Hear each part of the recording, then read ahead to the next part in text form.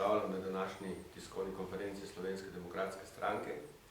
Danes bi spregovorili o dveh temah, in sicer prvo o sklicu nujne seje odbora za finance in tema privatizacija. V nadaljevanju bi pa podal še razloge za vložitev dopolnitev in pa sprememb zakona o medijih. Zdaj v Slovenski demokratski stranki, glede na tok dogodkov, ne bomo podprli predloga Združene levice o zaustavitvi postopkov privatizacije 15 podjetij. Enako smo naredili že na zadnjih dveh odborih za finance, ko je prav tako Združena levica sklicala odbore na eno in isto temo. Zdaj poudariti je potrebno, da v Slovenski demokratski stranki junija 2013 nismo podprli prodaje paketa 15 podjetij, ki ga je predlagala vlada Alenke Bratušek. Povedali smo že večkrat razloge zaradi česa, in sicer v Slovenski demokratski stranki se zavzemamo, da mora privatizacija potekati transparentno, nasprotujemo pa ad hoc privatizaciji, kajti ocenjujemo, da pri ad hoc privatizaciji obstaja vrsto tveganj, da ne bo prišlo do kvalitetne prodaje podjetij, oziroma da obstaja tveganje, da privatizacija ne bo uspešno zaključena.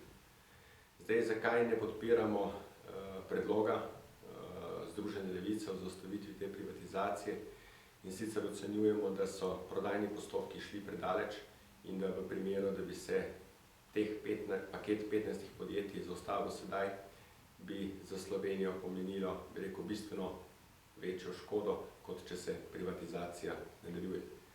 Pri tem je potrebno poudariti, da odgovornost za to paket 15 prodaj mora prevzeti koalicija, ki je ta paket potrdila, zato nas nedvomno preseneča, v zadnjem obdobju izjave socialnih demokratov, kajti socialni demokrati so bili stranka v koaliciji vlade Alenke Bratušek, ki je ta paket 15 podjetij tudi potrdila.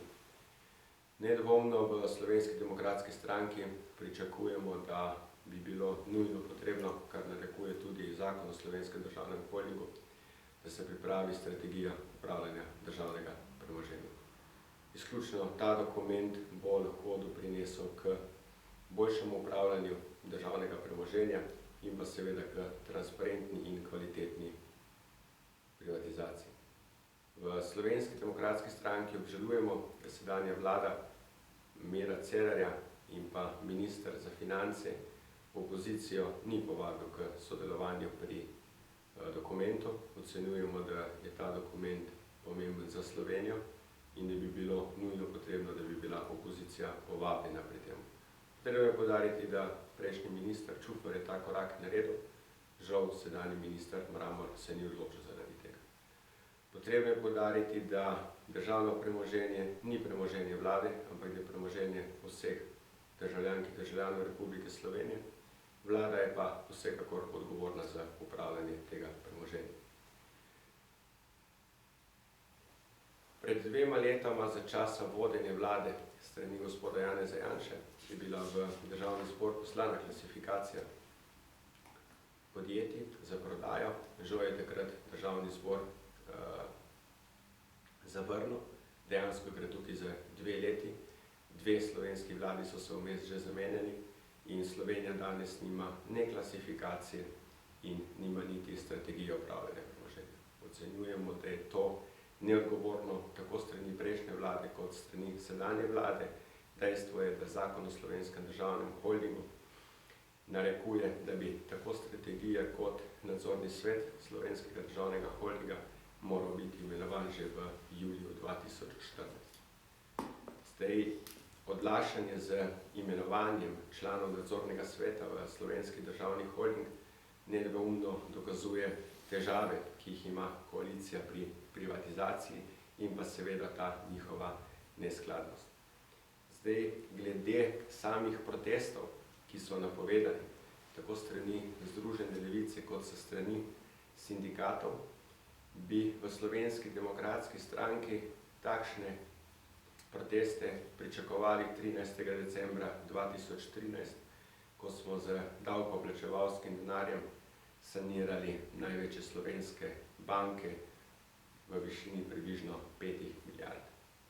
Če bi bile te banke privatizirane, tako kot je narekoval program privatizacije bank v letu 2001, bi verjetno teh 5 milijard, ki smo jih sedaj porabili za sanacijo državnih bank, lahko porabili za javno šolstvo, za javno zdravstvo in še za kaj drugega.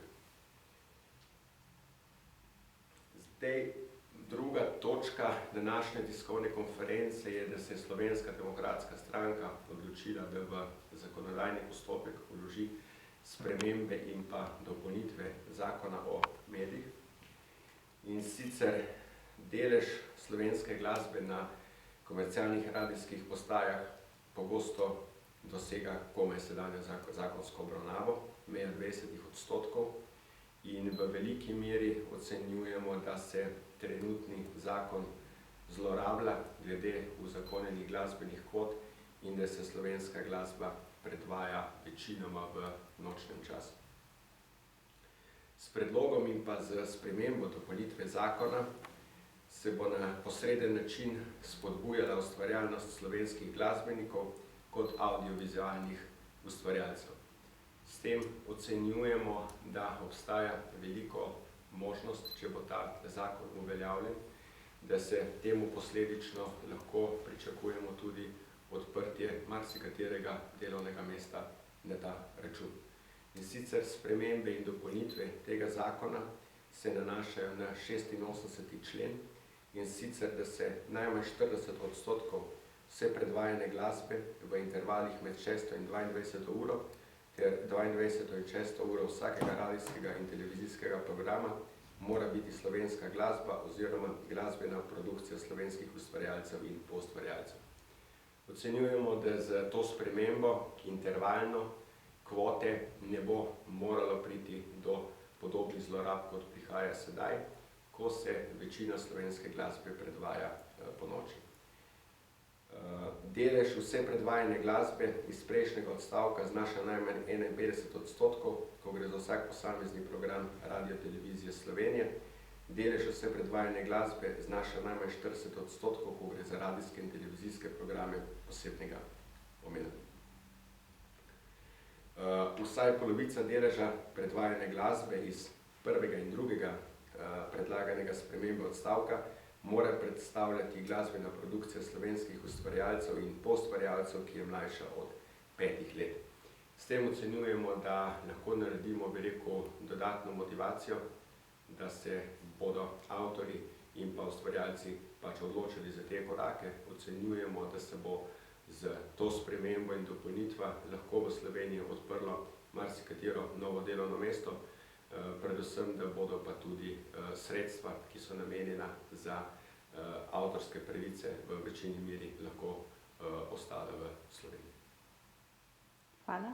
Če se kakšno vprašanje? Vprašanje bi bila glede druge točke. Ste se v predlogu sprememb zakona pogovarjali mogoče z združenji, kakšnimi radijskimi postajami, ste preverili, kakšen je njihov odziv na ta? Poglejte, nam je pomembno, bi rekel tukaj, avtorji in pa ustvarjalci slovenske glasbe. Jaz mislim, da morajo imeti te prednost.